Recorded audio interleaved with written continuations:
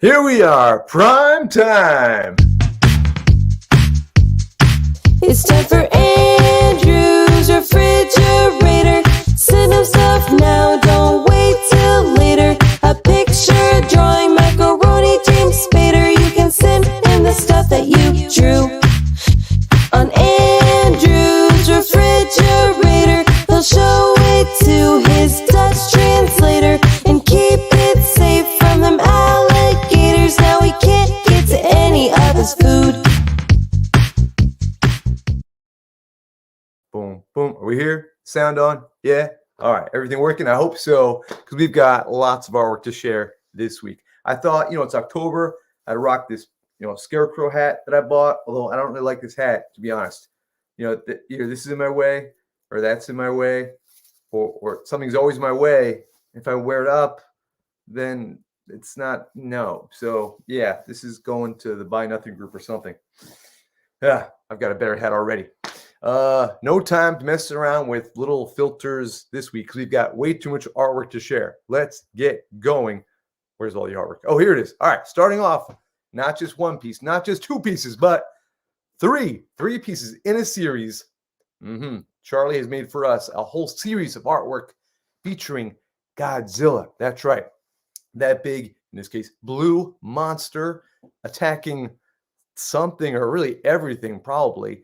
But yeah, look at that. I think I put this in the right direction. I'm not sure. It might be that way. It might be that way. I might have it totally wrong. But I think we've got the legs of Godzilla there and the tail, and it's just going into something, attacking it with all its might. Maybe it's Mothzilla Mothra. I think it's Mothra. Or maybe it's just attacking a building because it feels like it needs to get its aggression out. I think if there was like a big scratch post for Godzilla, just like cats have a scratch post to like get it all out, that would have served well. Maybe Godzilla wouldn't have destroyed the cities if you had like the Godzilla scratch post. Yeah, just put it out somewhere in the desert, just let Godzilla go at it, let him get all that energy out. That would have solved that problem. But then, hey, then there wouldn't be a movie. But anyway, this one Charlie made for us was really just a warm-up, just like a sketch, because Charlie went on to make this one. And at the top there, it says Charles picture of Godzilla. Little fun fact, Charlie and Charles, same person. Don't worry. It's not like someone else is getting credit here. I'm sure some people had that apprehension about it. No, Charles is Charlie. And up there, it's got the date. It was made a few months back. It also says Raggleson. I don't know what that means. I did a Google search. I still don't know what it means, but it adds a little mystery to it, right?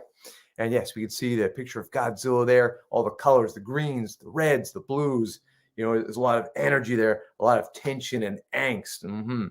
And maybe there's like giant feet at the bottom, those two big swooshy things. Yeah. And so it's a fantastic picture of Godzilla by Charlie, also known as Charles.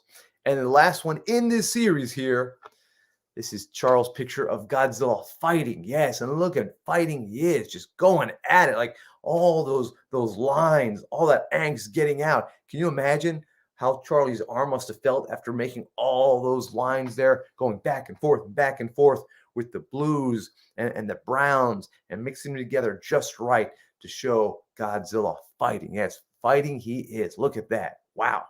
Ooh, I'm getting a little worked up. I remember when I saw the movie Godzilla, the one that was made like 20 years ago, and my back was tense because there's so much tension in that movie. And I feel that same tension in my back right now, not because of the IKEA chair, but because of what Charlie, also known as Charles, has portrayed through these pictures here. So once again, the warm-up sketch, if you will, and then the picture of Godzilla, and last but certainly not least, the picture of Godzilla fighting. Yes, so much more angst there in that picture than there is just in the picture of Godzilla.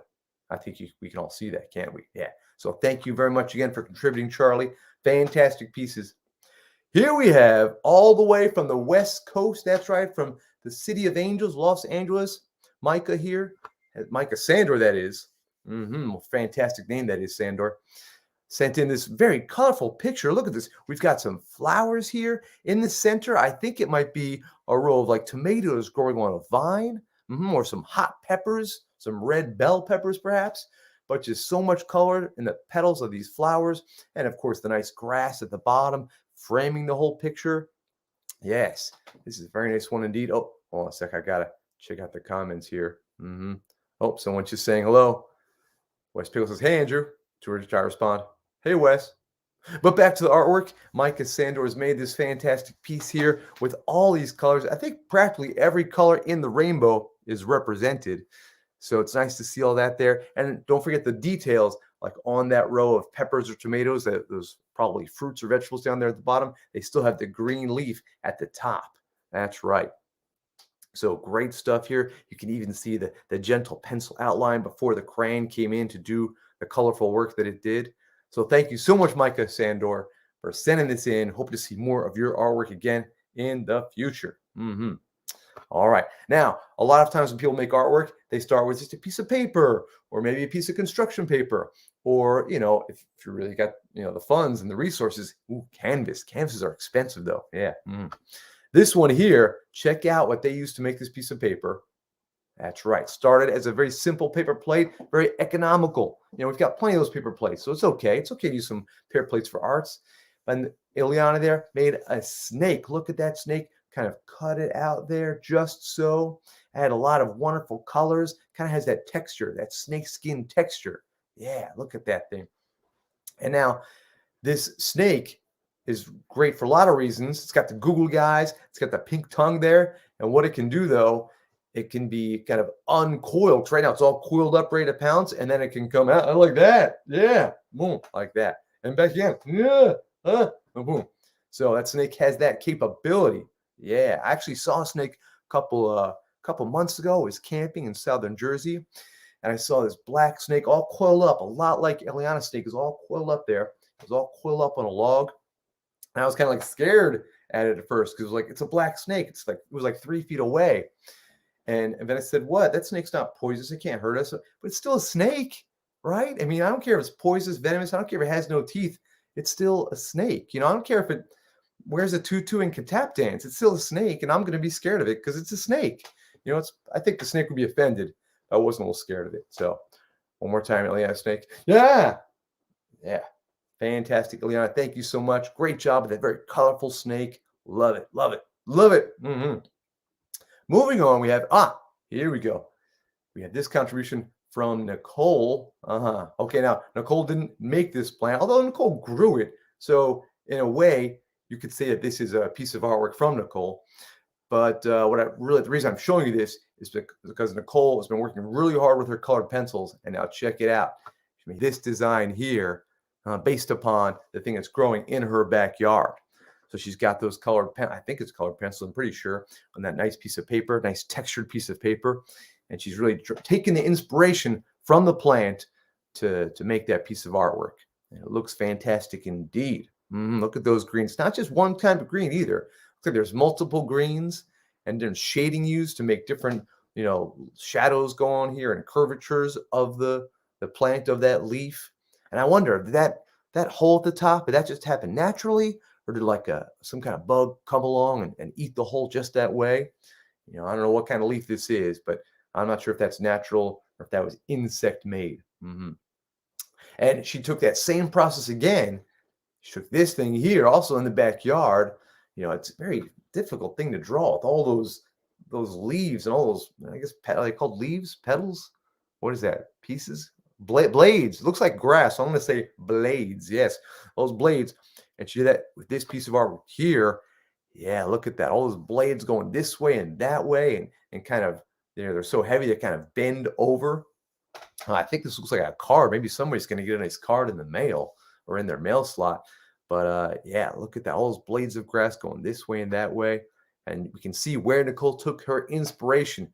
We get inspiration from all kinds of places. Nicole found hers in her backyard. Yeah.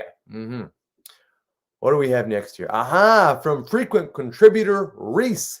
Check this one out here. Reese, we got more than a few flowers today. Flowers and different fauna. Wait, flora, fauna. I always get those two confused. Flora. I think flora. That sounds more like flower. Fauna. Doesn't sound like animals, but that's what it's used for. So we're going to go with flora. All kinds of flora today. Look at this. And this, I believe, is the first thing Reese has made with watercolor. And you can see it's different. It's not just crayon, it's watercolor. It comes out differently. It's got that purple center, all those colors on the outside. Yes, it reminds me of the French Impressionists, which we see in the major museums. And Reese didn't want to have too much just white in the background. Sometimes that's nice. Sometimes you want to add a little color to the background. So that's what Reese did. Put those little dots in the background there and really fills it out. Maybe that's the pollen coming off of the flower, you know? So this, as beautiful as it is, one might be scared of this because they see that pollen coming off and like, oh, that's going to affect my allergies. That's going to make me sneeze. So anyway, fantastic there, Reese. Great job. Reese also sent in a second piece of artwork here. This one here, a nice portrait. And I happen to know who this portrait of. That's right. But first, let's take a look there. We see all that colorful outfit, that is. Is it Rainbow Bright? Is it Punky Brewster? No, no, no. This one here's got a little dog sidekick. We see a little dog sidekick with the two ponytails, not just one. Nope.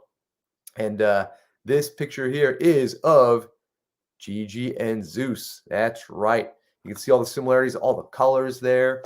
And actually, this is an old picture of Zeus when Zeus just had one ponytail. So that's why, luckily, we were sent this updated picture of Zeus with the two ponytails, a new hairstyle that Zeus is rocking. And Zeus rocks it very well indeed. So yes, look at that fantastic portrait there. The hair, the lips, the eyes, the eyelashes, the colorful the colorful outfit, and Zeus and Zeus's two ponytails. One more time, Gigi and Zeus. That's right. And Gigi, actually, I'll lay in, Gigi's a friend of mine. I know Gigi's real name. I'm not going to reveal it in case Gigi just doesn't want everyone to know. But Gigi is, of course, Gigi's clown name. Yes. And, I'm a clown too. I work often as a clown. My name is Andrew. When I work as a clown, my clown name is also Andrew. And when people say, what's your clown name? I just say, Andrew. They're always very disappointed. But hey, that's the way it is. So moving on. Look at this one here. That's right. Jana and George Michael created this Halloween gingerbread house, which I did not even know was a thing that existed. But look at that. It looks delicious. In my notes here, I have that Jana did a lot of the constructing and the icing application, but George Michael really diligently placed all of the candies. Yes. And now we've got another photo here. A little better. Oh, look at that. The side view there. Look at that icing application holding the thing together. It's like the glue. And then I can see some windows and doors and pumpkins and gingerbread man. And look at the top. Look at those gumdrops across the top and the bones kind of across the roof and little tiny candy balls placed here and there. All those gumdrops. I'm not much of a candy person myself. I like cookies, donuts, and cakes, which many of you know. But when it comes to candy, gumdrops, that is one of the few candies that does it for me. So yes, gingerbread Halloween house. Didn't even know it was a thing, but now that I know it's a thing, it's one of those things where you say, of course that's a thing. Why not? And I'm not surprised at all that that household has it. Halloween's a big deal in that household. So thank you for sending that in. Oh my gosh, time is flying. I think we're going to make it under 15 minutes. I strive to keep it 15 minutes, for many reasons. Look at this one here by Finn. Yes, check it all out. I'm going to give you a minute here and see what you can see there, because there's a lot to take in here. Now, I'm going to cheat and refer to my notes because there's so much here. I could maybe try off memory, but I want my audience to be informed. So here we go. Now, up in the top right-hand corner, what is that? That's right. That is the mystery van from Mystery Inc. Yes, I think that's the mystery machine, mystery van. Yes, the Scooby-Doo van. There, we'll say it that way, the Scooby-Doo van. But anyway, Mystery Inc. is the name of the current iteration of that show. And then up top, we have a flying monster. Yes, that's obviously what that is. Look how green and spooky it is. Look at those eyes. That is a monster if I've ever seen one. Bottom left, zombie. Yes, maybe a zombie on stilts. I don't know. There's some pretty long legs, but it could be a zombie on stilts, but it's definitely a zombie. In the middle, we have a ghost. Look at that ghost there. Kind of like one of those Pac-Man ghosts or, I don't know, like a Japanimation ghost. But it's very round, but floaty. Very simple. Eyes, mouth, arms. Keeping it simple with the ghost as compared to the detail that we see up above with the monster. And then bottom right there, we've got a spooky cat. Yes, very spooky cat indeed. And looks like, maybe it's another zombie there waving his arms around. Because, zombies, they've always got their arms off. So maybe Finn chose to make multiple arms to sort of show how the zombie's arms are waving around. So Mystery Inc. van, monster, ghost, zombies flanking the ghost, and spooky, spooky cat down there in the bottom right. Well done indeed, Finn. Let's see, picture that there. And you're going to love this next one. I think maybe these folks have taken some inspiration from a recent trip, because check this one out here. That's right. It's none other than Mickey Mouse himself. Look at that. Undeniably Mickey Mouse. Got those big mouse ears. Got the red shorts with the 2 dots that Mickey is known for. And then if you will look inside that sort of a talk bubble, I think that's the right word for it, a caption bubble, it says, "This is a good house," referring obviously to the mouse house down in the bottom corner there, which also has the mouse ears and the red and the 2 dots. So yes, and is it a toy house that's up close? Maybe Mickey Mouse is up close and that house is way back in the background, making it look smaller. But it's a very simple statement. This is a good house. And I think that's one of those things that we should say more often, whereas in our own house, we're in somebody else's house, we're walking by a house. I think we should make an effort to just say the words, "This is a good house." It'll make us feel better if we're at somebody else's house, and it'll make them feel better. And 9 times out of 10, it's probably a true statement. So thank you so much, Finn, for sending in Mickey Mouse saying, "This is a good house." Last but not least, a tree. That's right. Jasper sent this. It's very simple. Red tree. It's October, Halloween time. So we've got that little scary skull and crossbones. I don't know if that was just lying on the piece of paper or if that was added afterwards, but very nice, simple, red tree with the skull and crossbones in the corner. Jasper didn't feel the need to put other things up in other places. Just sort of kept it right there and, let the tree speak for itself. And I think if Mickey Mouse were here, I think Mickey Mouse would say, "This is a good tree." So thank you for saying that in, Jasper. Let me get back over here and thank everyone for sending all this stuff in. I'm kind of toying with the idea, this artwork gets on the show, but then to see it again, you're going to have to find the right episode and find the right part in the episode. So I'm toying with the idea of making a website where all the artwork goes. What do you think? Should I do that? Is that a good idea? It wouldn't be too much work. It'll be a lot of work. But I can do that. It'll be a lot of work, but maybe I could do that. So anyway, thank you everyone for tuning in this week. Let's do this again in 2 weeks. Why not? Yeah. All right. Where's the theme song? Bye-bye. It's time for Andrew's refrigerator.